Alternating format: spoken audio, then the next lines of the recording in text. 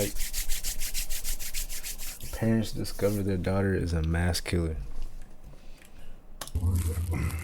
Babe, what'd they tell you? Nothing. Okay, choose life flight in here. Yeah. This is Natalie and John Shirilla, the parents of Mackenzie Shirilla. Just hours earlier, they were informed their daughter was involved in a devastating car accident and that she was transported by helicopter to the nearest hospital. However, what they're about to hear from this officer would change the course of their and Mackenzie's life forever. No. You want to sit down?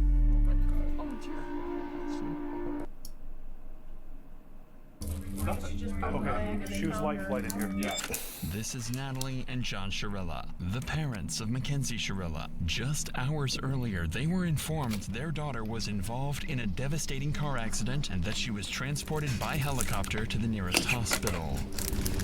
However, what they're about to hear from this officer would change the course of their and Mackenzie's life forever. No. You want to sit down? Say this.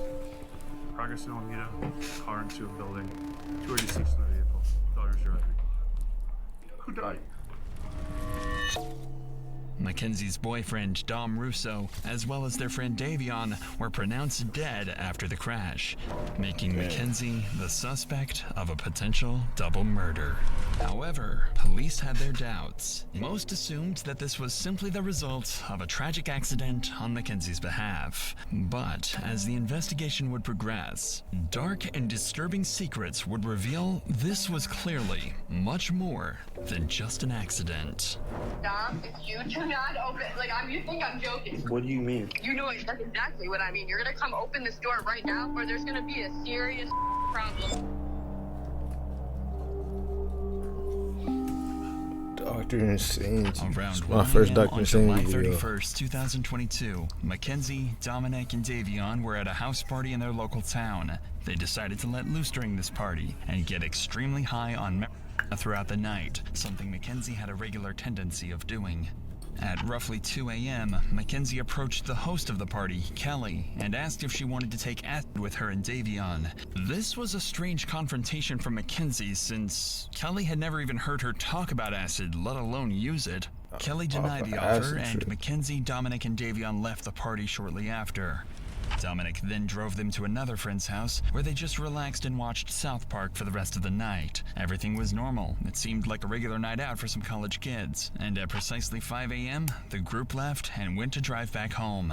Here, Dominic's friend Davion asked if he could get a ride home, but Mackenzie insisted they were in a rush and couldn't. However, Dominic told Mackenzie to relax and let Davion hop in the back of the car, a decision that would forever seal their fate. The drive started out as normal, and both Dominic and Davion dozed in and out during the ride. However, suddenly, Mackenzie takes a different route, one that leads completely opposite of Davion's house, one that, just a few days earlier, she spent hours circling around, and without any hesitation, she stepped on the gas. Going over 90 miles per hour, Mackenzie flew past street cameras, and just out of the camera's view was a large brick building, and Mackenzie was heading straight towards it. What? Mackenzie miraculously survives the crash, barely, but still breathing. The others were killed instantly. The crash would remain unknown for 45 minutes until a local Samaritan spotted the wreckage and called Strongsville police, who quickly reported to the scene. This footage has been given exclusively to Dr. Insanity by Strongsville police. Viewer discretion is advised.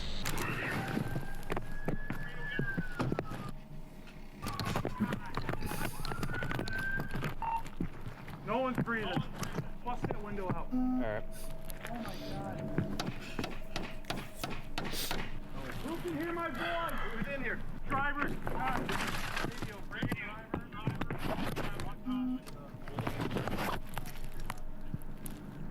Oh shit, man. Hey. This is bad, guys. She's alive. We gotta get her out. Here, alright. Reach up and unlock this door. Let me see your knife. Let's cut this thing out. Yeah.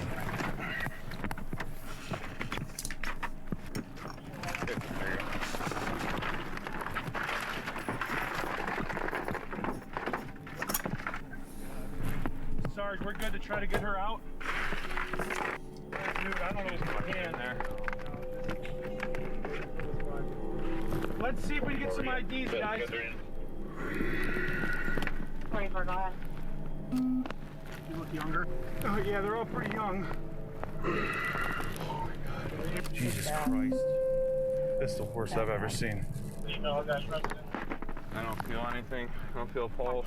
She's breathing. I saw her stomach. Her stomach's. Oh, yeah. Yeah. We got 2 that are gone. Yeah. When police realized Mackenzie somehow survived this wreck, they got medics and firefighters on the scene immediately to try and keep her alive. I mean, either she's drunk or high, or she just isn't from here, was going way too fast and didn't know what the road ended. It looks like they even went off the road up there. They did. But I mean, if you're hitting a building that hard, I just can't believe all the people that work up here, that are up here all night long, no one heard. They're in factory type settings. Yeah, well. And it's dark. That's insane though. Once they get her out, I'll go over to this building because I think there's a camera on the front of that building. I don't know if it's working, but I can always ask. As authorities work to save Mackenzie, the man who initially called 911 to report the incident arrives on the scene to give his side of the story. I was the one that called it in. You called it in? Yeah, I saw it. I was coming back from breakfast. Okay. And I pulled up to the corner there. Okay. And We saw appreciate you giving us a call. Yeah. Someone in it, obviously? Yeah. Yeah. All right. Yeah. So. That's a bummer. I didn't want to get stuck, and I'm like, I don't know what's going on. Right. No, I appreciate you giving us a call. Absolutely appreciate it. They fucking were hitting it, man. Yeah. I mean, obviously. Because I saw that front end. They definitely hit it hard. Destroyed. Right. All right, well, what a way to start your Sunday. I guess better than theirs, huh? Right. Sounds like a cool dude. I appreciate the call, sir. Thank you. It's clear the driver was recklessly speeding before hitting the building, so police are quick to collect evidence and figure out the names of everyone in the car and what truly happened leading up to the crash. Grab everything over here. We'll just take it back to the property room. You want me to just take the whole bag? Yeah, throw it all in there. Anything relevant? Power up, quick. 2 phones. One's dead. Is there anything else over here? Rest in peace, buddy. He's gonna go verify with the BNB image, but Holy smokes. Dominic, her boyfriend. Okay. How old is Dominic Russo? 17? 19? All right, guys, I'm turning off. I think that's it. I don't see anything else. You? All right. Inside the car, police identified all the suspects and found multiple bags of weed and other marijuana devices in Mackenzie's bag, as well as psilocybin mushrooms. Thankfully, Mackenzie survived after being transported by helicopter to the nearest hospital. Her parents were called to inform them of the incident, and they rushed to the hospital. Unfortunately for them, all they knew was that Mackenzie was in an accident, and this officer is going to have to break everything to them. Babe, what did they tell you? Nothing. Okay, she was life flighted here. Yeah, that wouldn't know that. Okay. No. You want to sit down? Oh my God. Wait to say this. Progress in Alameda, car into a building. 2 are deceased in the vehicle. Daughter's driving. Who died? I don't know whether, but there's one that we don't know. His name's Jacob. Does anyone know a Jacob? Dom? No, stop. Let him talk. Guys, I know, we've been dealing with this. Your daughter's okay. She's talking to us. I talked to her, okay? Your daughter's alive, okay? Your daughter's alive. She was driving with me, okay? Who's that? Jacob and who? I think, what's the name you said? Dom? Might be. Oh my God. Stop. What's his relation to you? My boyfriend. Okay, yeah, then Dom was in the car. Stop. Oh my God. What? Are you kidding me? It's right now, it's ongoing investigation. Speed is definitely a factor. So are drugs. Dom is dead? Dom is dead? Is that what you're saying to me? Look at me. Is Dom dead? There's always a way for me to say anything right now, man. Dom, This is a serious situation. Dom was hurt. We're not gonna tell the Dom, maybe mom. it's a different Dom. It could be a different Dom. She's too. What's that? Do you know about their third? No, not at all. But we're gonna keep it that way for. Okay, she's getting worked on now. Okay. call, boss. Hey, so she's not gonna be up for a long time. She's in surgery. Oh God, help me. All right, I gotta talk with you one more time. Just gonna let you know where we stand as a police department, okay? Where we stand today, okay? Full transparency here. There's drugs in the car. She had a bag of mushrooms on her and a scale. Full transparency, guys. I'm sorry, I'm ripping the Band-Aid off, okay? Drugs in the car. So she was awake, but not awake, so she was like In and out of consciousness. Should be fully extracted from the vehicle. IFD. I know she has a severe leg injury. But like I said, she was speaking, and she had her seatbelt on. The fact that Mackenzie was wearing her seatbelt while her passengers Dominic and Davion were not raises questions about her intentions. This detail suggests potential premeditation, as she might have anticipated the crash and taken measures to protect herself, indicating awareness of the impending danger. Yeah, that probably saved her life. 100% saved her life. she had a seatbelt up. Oh. I don't believe the others did. When breaking tragic news to the victims' families, police are trained to try and comfort the family as much as possible. While the Shirillas are clearly heartbroken, the officer did a good job of calmly explaining the situation and reassuring them that they know their daughter is alive and well. However, for the family of Dominic's, the task would be much more devastating, and they'll have to tell Dominic's father everything. Keep in mind, he currently doesn't even know his son was involved in an accident, let alone deceased. Go ahead, take a seat. So, You know what time it happened at? no, we don't. Right now, what we do know 100% is somebody called it in, somebody passing by at around 6:15, 6:30. Called in, what, the car was just smashed somewhere? Yeah, so what it appears that happened is they were going westbound on Progress from Pearl Road. They went... Right here in Strongsville? Yeah, in Strongsville. That business that's right at on Alameda, right where Progress ends, that's dead ends right there. They hit that building. They hit the sign out front, and then they hit the building. Would they fall asleep at the wheel or something? Don't know. We don't know that. We don't know that. So 2 kids are dead, my son's dead, another kid's dead, and Go the ahead. girl's in the hospital? She's in surgery right now. Oh my God, Chris. I mean, another family member or friend or anybody that you might want us to call on your behalf? No.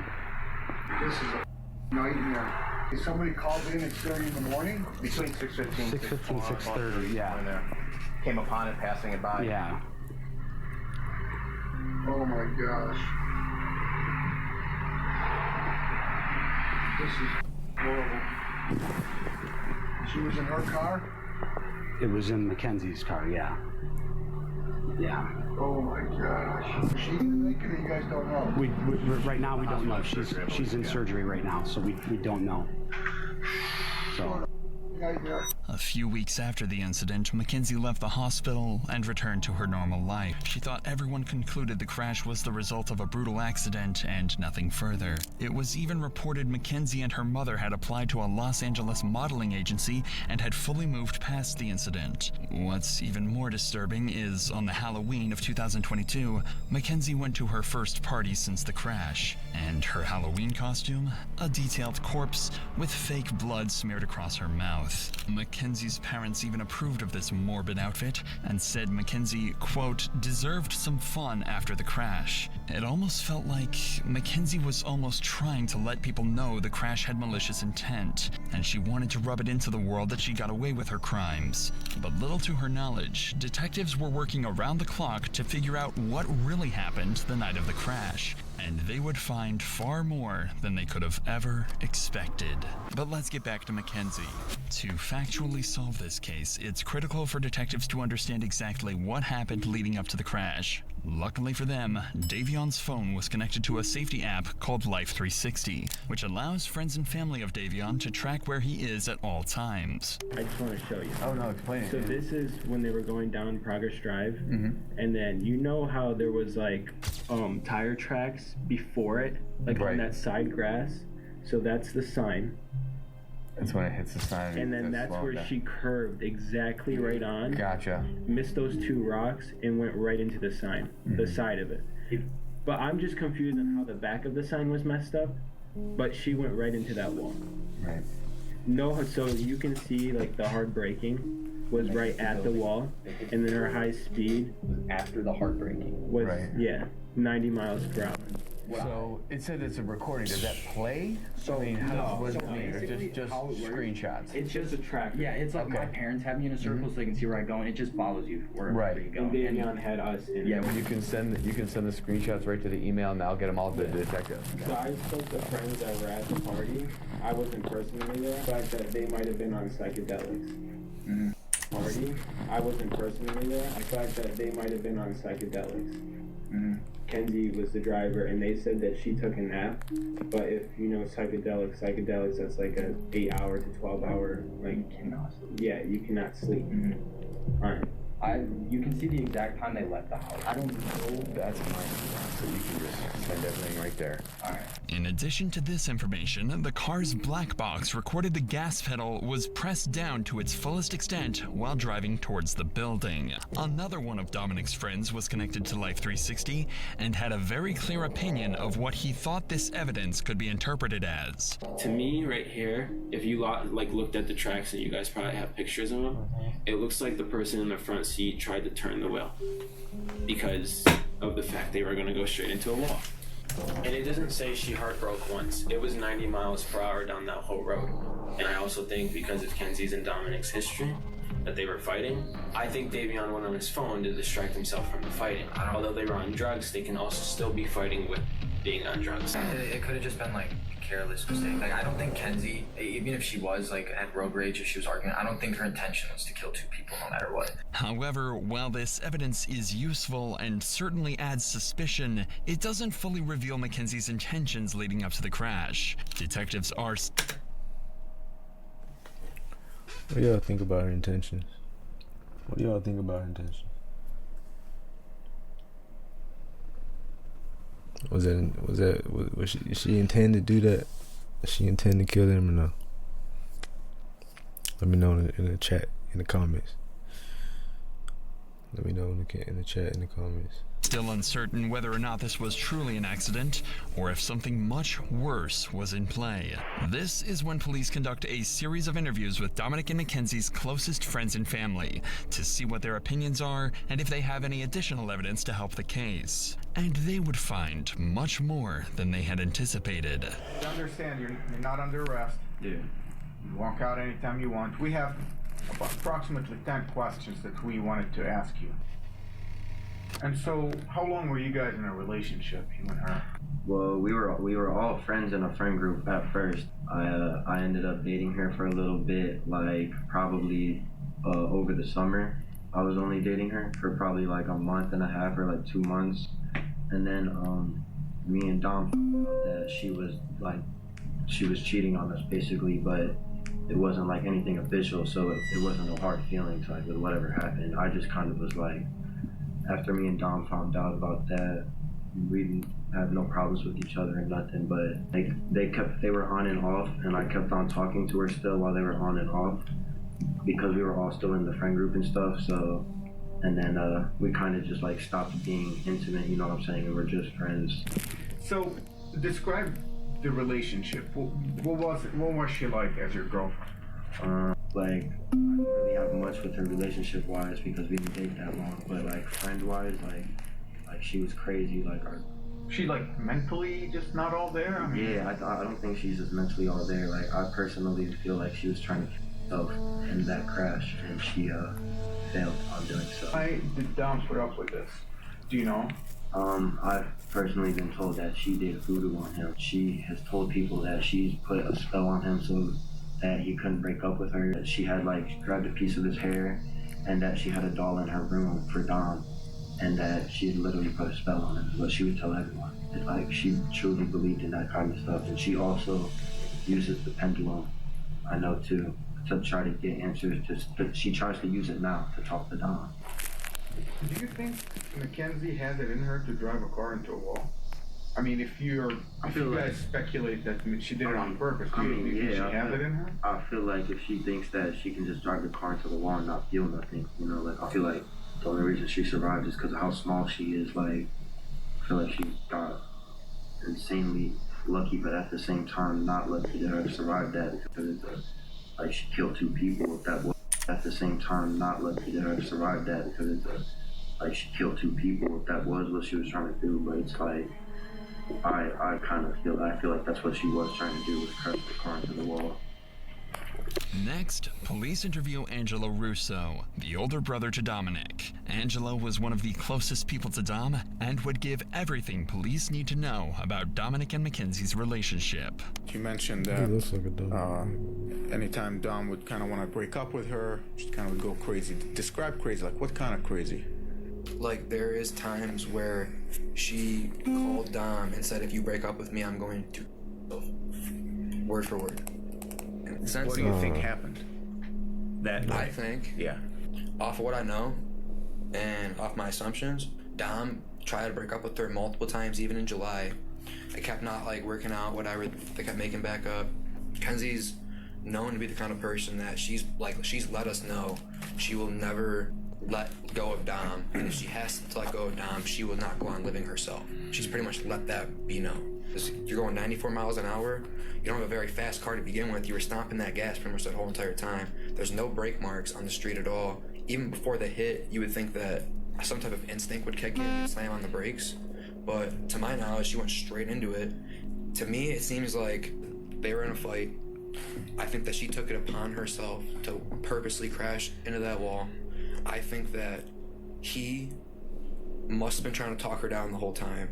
They swerved off to the right at the end. I think he might have grabbed the wheel towards the end of it, maybe trying to spin him or something. Who knows? She could have been bear hugging it. I don't know. They're hitting bumps too. They're going 90. He could have not, I don't know what's going through his head, you know?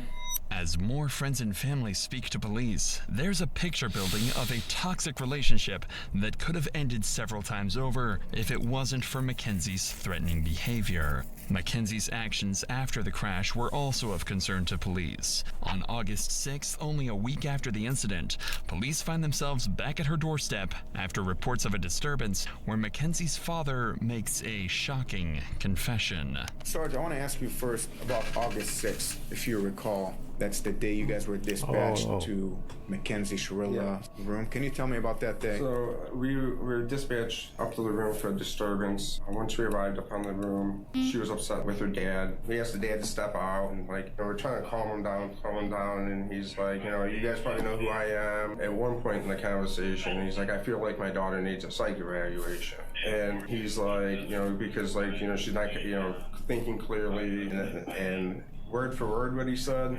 I don't recall every word that he said. He was pretty hysterical, he was pretty upset. She was upset with her dad because she wanted the lady to go to the funerals. Mackenzie got mad because she couldn't go to Dominic's funeral, even though she's made a shrine dedicated to Dominic, posts constantly on his Facebook memorial page, and wears his clothing. Her dad refuses to let her go. Regardless, with so much evidence against her, police come to the conclusion that this crash had to have been deliberate, and Mackenzie is about to find herself in handcuffs and on her way to the local jail. Where's she? Right back there, pal. Hi, Mackenzie. Step out for me. I'm Detective Jesus. I'm the one who's been investigating the crash. You're under arrest for aggravated murder ×2, okay? Nobody's gonna ask you any questions. Nobody's gonna bother you. Can I have your key, please? Could you please be careful taking this one off so it doesn't break the bracelet, please? You got it. You got it.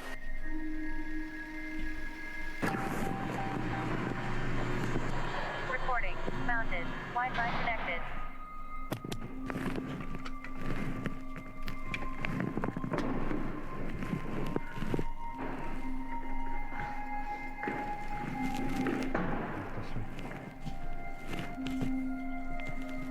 Stand right by that black mat.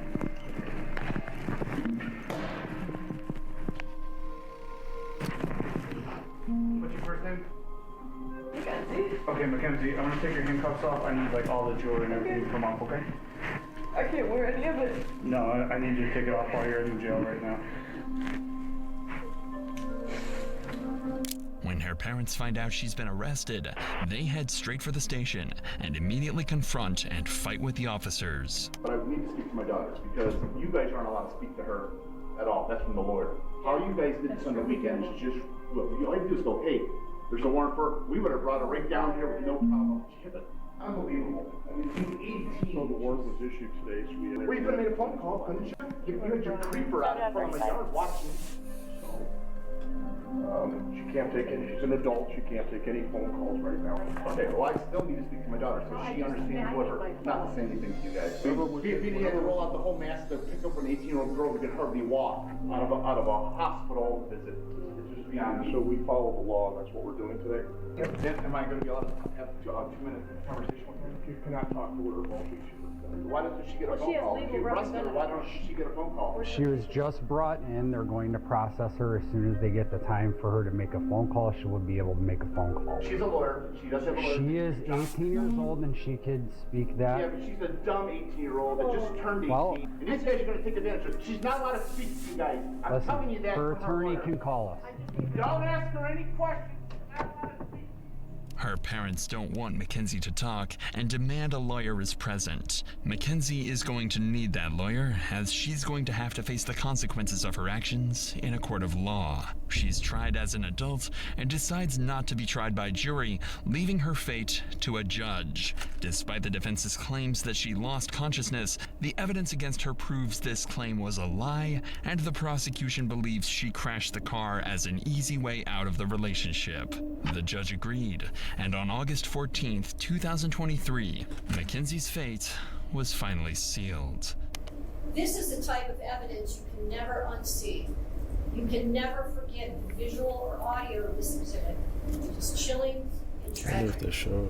As you review that exhibit, you know that you are watching the oncoming deaths of 2 people, and there is nothing that will stop it. Exhibit 802 crystallizes the deadly decision-making of the defendant. She morphs from a responsible driver to literal hell on wheels as she makes her way down the street. The mission was death. Mackenzie alone decided to push the pedal to the floor and demand the ultimate speed of that vehicle to 90 to 100 miles per hour. Mackenzie decided death was the ultimate goal that day, and she alone made that decision for Dominic and David. Oh, I'm watching her pick at her thumb and mess with my In the head. early morning hours of July 31st, 2022, her purpose was to kill Dominic Russo and Dean Flanagan. Her actions were controlled, methodical, deliberate, intentional, and purposeful. This was not reckless driving. This was murder. On August 14th, Mackenzie was found guilty on 4 counts of murder, 4 counts of felonious assault, 2 counts of aggravated vehicular homicide, 1 count of drug possession, and 1 count of possessing criminal tools. She's facing 15 years to life and is currently being held in the Ohio Reformatory for Women.